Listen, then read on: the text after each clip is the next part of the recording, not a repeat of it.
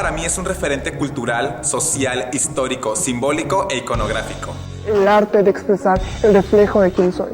Es el complemento perfecto para mi identidad. Es todo lo que nos rodea. Pasión, libertad, creatividad, incomodidad, pero también diversión.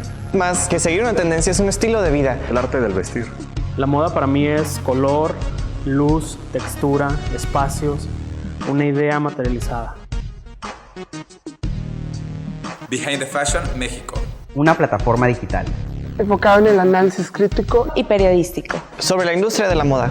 Local, nacional e internacional. Una manera diferente de ver la moda. Haz clic y entérate al instante. Acerca de Programas de televisión. Producciones editoriales. lanzamiento de marcas, Campañas publicitarias. Colecciones. Tendencias. Reportajes. Entrevistas. Y figuras relevantes de la industria de la moda. Visítanos en www.behindthefashion.mx. Y conoce nuestra propuesta. para estar actualizado e informado. Síguenos en nuestras diferentes redes sociales. Twitter, Behind the Fashion México. Facebook Behind the Fashion México. Instagram Behind the Fashion MX. Únete a nuestro canal de YouTube. Behind the Fashion. Behind the Fashion. Behind the Fashion. Behind the Fashion. Behind the Fashion. Behind the Fashion. Behind the Fashion. Behind the Fashion México.